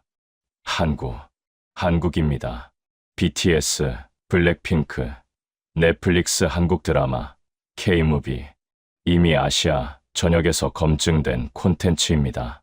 중국어 자막만 붙이면 14억 시장에 바로 투입할 수 있어요. 저는 전체를 정리했습니다. 반도체, 방산, 조선, 원자력, 문화. 이 5가지가 한국이 이미 갖고 있는 무기입니다. 새로 만들 필요가 없어요. 이미 있습니다. 대륙 분열이라는 조건만 갖춰지면 이 무기들의 가치가 5배, 10배로 뛰는 겁니다. 허 박사가 마무리했어요. 한국의 진짜 무기는 기술이 아닙니다. 류 PD가 물었어요. 그럼 뭔데요? 위기를 기회로 바꾸는 DNA예요. 6.25 페어에서 세계 10위 경제를 만들었고 IMF 외환위기를 4년 만에 극복했고 코로나 때 K방역으로 세계를 놀라게 했습니다. 이건 시스템이 아니에요. 사람입니다. 류 PD 아버지처럼 손이 잘려도 다른 손으로 배를 만드는 사람들. 그 사람들이 한국의 진짜 무기예요. 류 PD가 메모장을 덮었습니다. 카메라맨이 빨간 불을 끄지 않고 계속 촬영했어요. 던컨 씨, 이 인터뷰가 나가면 세계가 어떻게 반응할 것 같습니까? 저는 잠시 생각했어요. 서진이라면 뭐라고 했을까? 조롱하는 사람이 있을 겁니다. 20년 전에 제 동료들이 그랬듯이. 하지만 숫자는 거짓말을 안 해요. 15개 중 13개가 맞았다는 사실은 바뀌지 않습니다. 류 PD가 고개를 끄덕였어요. 알겠습니다. 서울에 돌아가서 1차 편집본을 내보내겠습니다. 그런데 저는 아직 꺼내지 않은 이야기가 하나 있었습니다. 서진이의 편지. 그건 아직 때가 아니었어요. 1차 편집본이 나간 건 류 PD가 서울로 돌아간 지 일주일 뒤였습니다. 저는 워싱턴 자택 거실에서 혼자 텔레비전을 켰어요. 서진이가 앉던 소파에 앉아서 화면에 류 PD의 목소리가 흘러나왔습니다. KBS 특별 다큐멘터리 대전환 첫 방영. 솔직히 각오는 하고 있었습니다. 20년간 미치광이 소리를 들었으니까 또 욕먹을 준비가 되어 있었어요. 그런데 반응이 예상과 달랐습니다. 첫날 한국 국내 조회수가 800만을 넘겼어요. 류 PD한테서 전화가 왔습니다. 던컨 씨, 실시간 검색어 1위예요. 프래그먼트가 욕이 많습니까? 반반이에요. 허무맹랑하다는 사람이 있고 소름 돋는다는 사람이 있습니다. 그런데 댓글이 3만 개가 넘었어요. 보통 다큐는 1000개도 안 거는데 이틀 뒤 미국 언론이 반응했습니다. 처음에는 예상대로였어요. 은퇴한 CIA 분석관의 황당한 예언, 중국 10개 분열설, 워싱턴 포스트가 기사를 썼는데 톤이 조롱에 가까웠습니다. 덩컨은 CIA에서도 인정받지 못한 분석관이라는 문장이 있었어요. 읽으면서 웃었습니다. 20년 전이랑 똑같은 반응이거든요. 하지만 사흘째 되는 날 분위기가 바뀌기 시작했어요. 하버드 케네디 스쿨의 동아시아 전문가가 트위터에 글을 올렸습니다. 프래그먼트 보고서를 입수해서 읽었다. 20년 전에 작성된 것이 맞는가? 현재 데이터와의 일치율이 놀랍다. 그 다음 날 랜드 연구소에서 공식 논평이 나왔어요. 덩컨의 분석 프레임워크는 학술적으로 검토할 가치가 있다. 허 박사가 내부에서 밀어준 거였습니다. 그리고 월스트리트가 움직였어요. 이게 결정적이었습니다. 돈이 움직이면 세상이 움직이거든요. 골드만삭스가 내부 보고서를 돌렸습니다. 코리아 프리미엄 재평가 필요. 한국 관련 ETF 거래량이 하루 만에 3배로 뛰었어요. 모건 스탠리도 뒤따랐습니다. 한반도 통일 시나리오를 리스크가 아닌 기회로 재분류. 류 PD한테서 또 전화가 왔어요. 덩컨 씨, BBC랑 CNN에서 공동 취재 제안이 왔습니다. 알짜지라도요. 한국 반응은요? 난리예요. 정치권에서 자주 국방 논의가 시작됐고 경제 전문가들이 통일 비용 재계산을 하고 있어요. 그리고 군 당국에서 비공식으로 연락이 왔습니다. 덩컨 씨한테 브리핑을 요청하고 싶대요. 일본도 반응했습니다. NHK가 긴급 특집을 편성했어요. 한국의 부상과 일본의 선택이라는 제목이었죠. 일본 외무성 관계자가 익명으로 코멘트를 했습니다. 한반도 상황 변화에 대한 시나리오 검토를 시작했다. 사실상 프래그먼트를 의식하고 있다는 뜻이었어요. 그런데 가장 흥미로운 반응은 중국에서 나왔습니다.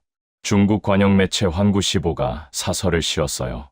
황당한 반중 선전, CIA 은퇴자의 망상에 불과. 글로벌타임스도 비슷한 논조였습니다.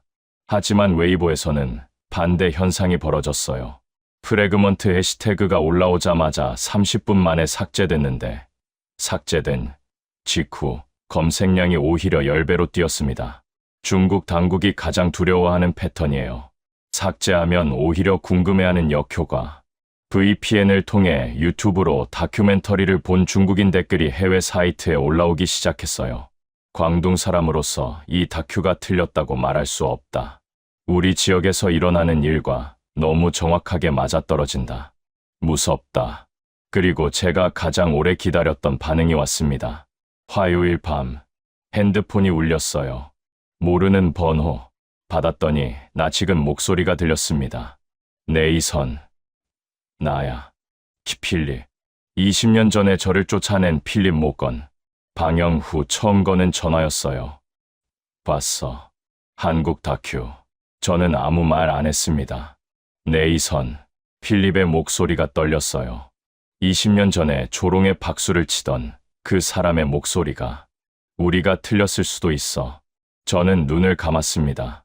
틀렸을 수도가 아니야, 필립. 틀렸어. 긴 침묵이 흘렀어요. 랭글리에서 움직이고 있어. 프래그먼트를 기반으로 새 시나리오 팀을 만들 거야. 네가 자문으로 들어와 줬으면 해. 20년 늦었지만 전화를 끊고 거실에 앉아 있었습니다.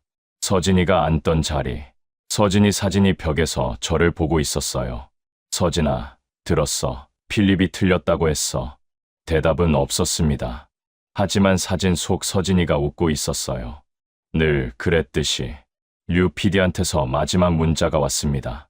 덩컨 씨, 2차 인터뷰를 하고 싶습니다. 아직 안 하신 이야기가 있잖아요. 저는 서랍을 열었어요. 서진이의 편지가 거기 있었습니다. 5년 전에 받고 한 번도 펼쳐보지 못한 편지. 류 PD의 문자에 답을 보냈습니다. 내일 오세요. 마지막 이야기를 하겠습니다. 류 PD가 다음 날 아침에 왔습니다. 카메라맨도 함께. 이번에는 서재가 아니라 거실에 앉았어요. 서진이가 앉던 소파 맞은편에. 덩컨 씨, 안 하신 이야기가 뭡니까? 저는 서랍에서 봉투를 꺼냈습니다. 흰 봉투, 서진이의 글씨로 여보라고 적혀 있었어요. 5년 전에 받은 편지입니다. 서진이가 떠나기 열흘 전에 쓴 거예요. 간호사가 서랍에서 찾아서 전해줬습니다. 하지만 한 번도 열지 못했어요. 왜 안 열어보셨습니까? 무서웠습니다.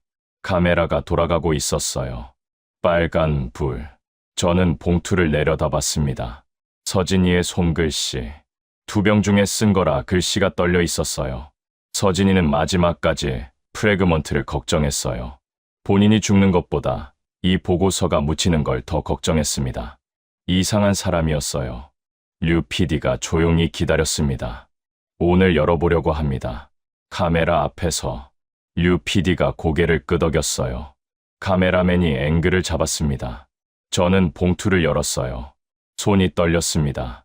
30년간 CIA에서 일하면서 안 떨린 손이 하얀 봉투 앞에서 떨렸어요. 안에 편지지 2장이 있었습니다. 한 장은 영어, 한 장은 한글.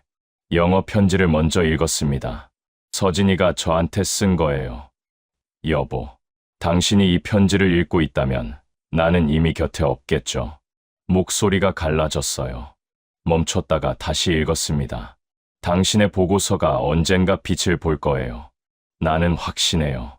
당신이 30년간 매달린 건 숫자가 아니라 진실이었으니까. 진실은 묻어둬도 결국 올라오잖아요.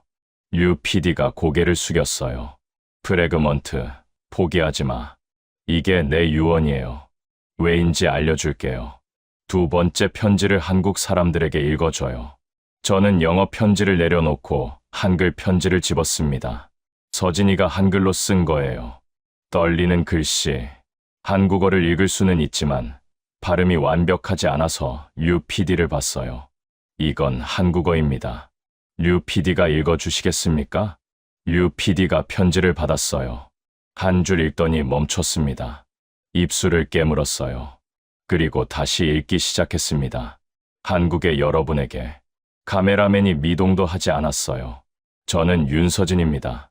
미국에서 40년을 살았지만 한국인으로 죽고 싶었습니다. 류 PD의 목소리가 떨렸어요. 아버지가 6.25 때 나라를 지켰습니다. 인천에서 배를 타고 부산까지 피란하셨어요. 총 한 자루, 군화 한 켤레. 아무것도 없었습니다. 그런데도 싸웠어요. 왜 싸웠냐고 물었더니 아버지가 그러셨어요. 네, 나라니까. 류 PD가 잠시 숨을 고르고 계속했어요. 저도 제 방식으로 한국을 지키고 싶었습니다. 남편의 보고서 속에 한국의 미래가 있다는 걸 알았거든요. 대륙이 흔들릴 때 우리나라가 중심이 된다는 걸. 남편은 중국 전문가지만 이 보고서의 마지막 장은 한국 이야기예요. 그걸 제가 쓰게 했습니다. 저는 눈을 감았어요. 보고서 마지막 장에 서진이가 별표를 쳐놓은 문장. 대륙의 분열은 한반도에게 200년짜리 황금기의 시작이다. 그 결론이 나온 건 서진이 덕분이었습니다. 허재윤 박사를 연결해준 것도 서진이. 한국 역사 자료를 밤새 번역해준 것도 서진이. 보고서가 매장됐을 때 포기하지 말라고 한 것도 서진이. 류 PD가 마지막 문단을 읽었습니다. 한국의 여러분, 부디 포기하지 마세요. 외부의 적보다 내부의 자기 의심이 더 위험합니다. 우리나라는 강합니다. 맨손으로 전쟁을 버텼고, 맨주먹으로 경제를 일으켰고, 맨몸으로 민주주의를 쟁취했습니다. 대륙이 흔들릴 때 우리가 중심에 서는 건 운이 아니라 자격입니다. 류 PD가 편지를 내려놓았어요. 눈물이 흐르고 있었습니다. 소리 없이. 카메라맨도 울고 있었어요. 두만강을 건넌 사람. 그 강을 건너올 때도 안 울었을 사람이 카메라 뒤에서 소리 없이 울었습니다. 저도 울었어요. 5년 만에 처음 서진이가 떠나고 장례식에서도 안 울었습니다. 랭글리에서 쫓겨날 때도, 필립이 조롱할 때도. 그런데 서진이의 한글 편지 앞에서 무너졌어요. 서진이가 없었으면 이 보고서는 영원히 서랍 속에 있었을 겁니다. 목소리가 나오지 않았어요. 겨우 말했습니다. 그녀가 한국인이었기 때문에 저는 포기하지 않았습니다. 30년간 미치광이 소리를 들으면서도 아내가 태어난 나라의 미래를 믿었으니까요. 류 PD가 눈을 닫고 저를 봤어요. 던컨 씨, 한국 사람들에게 마지막으로 하고 싶은 말이 있습니까? 저는 서진이 사진을 봤습니다. 한복 입고 웃는 서진이. 그 아래 아버지, 군복 사진. 한국은 강한 나라입니다. 데이터가 말해줘요. 하지만 데이터보다 중요한 건 사람이에요. 손이 잘려도 배를 만드는 사람. 강을 건너서도 카메라를 잡는 사람. 다른 나라에서 40년을 살면서도 우리나라를 잊지 않는 사람. 카메라를 똑바로 봤습니다. 외부의 적보다 내부의 자기 의심이 더 위험합니다. 서진이의 말이에요. 자신을 믿으세요. 한국의 시간이 오고 있습니다. 카메라맨이 빨간 불을 껐어요. 촬영이 끝났습니다. 하지만 저는 류 PD에게 아직 보여주지 않은 것이 하나 더 있었어요. 촬영이 끝나고 카메라맨이 장비를 정리하고 있었습니다. 류 PD가 일어서려는데 제가 말했어요. 류 PD, 잠깐만요. 하나 더 보여드릴 게 있습니다. 서재로 걸어갔어요. 책상 맨 아래 서랍. 서진이의 유품이 들어있는 곳입니다. 편지와 함께 들어있던 것이 하나 더 있었어요. 서진이가 손으로 그린 지도. 한반도 지도였습니다. 연필로 그린 거예요. 투병 중에 그렸을 텐데 선이 의외로 단단했어요. 휴전선이 없었습니다. 백두산에서 한라산까지 하나로 이어져 있었어요. 그리고 한반도 위치에 별이 하나 그려져 있었습니다. 노란색 별. 별 옆에 서진이의 한글 글씨가 있었어요. 여기가 세계의 중심이 됩니다. 류 PD가 지도를 받아들고 한참 말이 없었습니다. 카메라맨이 다시 장비를 내려놓고 다가왔어요. 지도를 보더니 고개를 숙였습니다. 던컨 씨, 사모님이 이걸 언제 그리셨습니까? 모릅니다. 편지와 함께 봉투에 들어 있었어요. 5년간 몰랐죠. 오늘 처음 봤습니다. 류 PD가 지도를 내려놓았어요. 그리고 핸드폰을 꺼냈습니다. 아버지한테 전화해도 될까요? 물론이죠. 류 PD가 전화를 걸었어요. 신호음이 3번 울리고 받았습니다.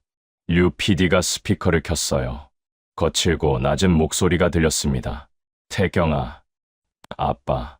류 PD의 목소리가 떨렸어요. 아빠. 나 지금 워싱턴이야. 다큐멘터리 촬영 왔거든. 그래. 뉴스에서 봤다. 중국이 어쩌고 하는 거. 아빠.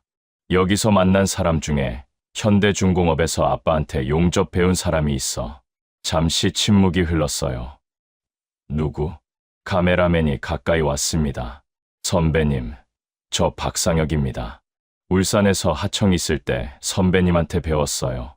전화기 너머로 거친 숨소리가 들렸어요. 상혁이, 그 탈북한 친구? 네, 선배님, 잘 지내셨습니까? 야, 이 사람아, 잘 지내긴. 손 하나 없이 뭘 잘 지내. 근데 네가 거기서 뭘 하고 있어? 카메라 잡고 있습니다. 선배님한테 배운 기술로요. 카메라, 용접 기술로 카메라를 잡아? 기계 다루는 손은 다 같다고 선배님이 그러셨잖아요. 또 침묵. 류 PD의 아버지가 코를 훌쩍였어요. 그래, 내가 그랬지. 류 PD가 전화기를 가져왔습니다. 아빠가 만든 배가 세계로 나갔잖아. 이제 한국이 세계의 중심으로 나갈 차례야. 긴 침묵이 흘렀어요. 전화기 너머로 아무 소리도 안 들렸습니다. 그리고 류 PD의 아버지가 말했어요. 짧게. 그래, 우리나라 참 대단하다. 그 한마디에 수십 년의 고단함이 담겨 있었습니다. 산업재해로 손을 잃고도 왼손으로 용접하던 사람. 딸을 기자로 키워서 워싱턴까지 보낸 사람. 그 사람의 대단하다는 가벼운 말이 아니었어요. 전화가 끊겼습니다. 거실에 3사람이 앉아 있었어요. 아무도 말을 안 했습니다. 저는 서진이의 지도를 다시 들었어요. 한반도 위에 노란 별. 여기가 세계의 중심이 됩니다. 류 PD. 네, 서진이가 이 별을 그릴 때 뭘 생각했는지 이제 알 것 같습니다. 뭘 생각했을까요? 류 PD 아버지 같은 사람들을 생각했을 겁니다. 손이 잘려도 배를 만드는 사람, 강을 건너서 카메라를 잡는 사람, 전쟁 폐허에서 나라를 일으킨 사람들. 그 사람들이 있는 한 이 별은 빛나겠다고 생각했을 거예요. 류 PD가 고개를 끄덕였어요. 3개월이 지났습니다. 다큐멘터리 대전화는 전 세계 조회수 5억을 넘겼어요. BBC와 CNN이 공동으로 후속 다큐를 제작했고 알자지라가 아랍어 버전을 만들었습니다. 프래그먼트 보고서는 랭글리에서 공식 재검토에 들어갔어요. 필립 모건이 직접 시나리오 팀을 꾸렸습니다. 20년 전에 보고서를 매장한 그 사람이 한국 정부에서 유라시아 이니셔티브 2.0을 발표했어요. 한반도 종단 철도와 대륙 연결 계획. 정부 관계자가 기자회견에서 말했습니다. 이제는 대비가 아니라 준비의 시간입니다. 류 PD의 다큐멘터리는 국제 에미상 다큐멘터리 부문 후보에 올랐습니다. 그리고 저한테 한 통의 편지가 왔어요. 한국에서 발신인은 육군사관학교 생도 37명. 다큐멘터리를 보고 보낸 거였습니다. 던컨 선생님, 사모님의 편지를 읽고 저희 37명이 눈물을 흘렸습니다. 우리는 준비하겠습니다. 약속합니다. 그 편지를 서진이 사진 옆에 놨어요. 서진아, 봐. 37명이 준비한대. 서진이가 웃고 있었습니다. 한복 입은 사진 속에서 늘 그랬듯이 대륙이 분열할수록 반도는 강해집니다. 1500년간 그래왔고 앞으로도 그럴 겁니다. 하지만 반도가 강해지는 건 지정학 때문이 아닙니다. 거기 사는 사람들 때문이에요. 손이 잘려도 배를 만들고 강을 건너서도 카메라를 잡고 다른 나라에서 40년을 살면서도 우리나라를 잊지 않는 사람들. 한국의 시간이 오고 있습니다. 여러분, 지금까지 CIA 수석 분석관 네이선 덩컨의 30년에 걸친 추적과 고백을 함께 하셨습니다. 어떠셨습니까? 15개의 예측 중 13개 적중, 20년간의 조롱과 매장, 그리고 아내의 유언으로 지켜낸 한 편의 보고서. 한국을 한 번도 밟아본 적 없는 미국인이 30년을 바쳐 쓴 보고서의 마지막 장은 이 문장이었습니다.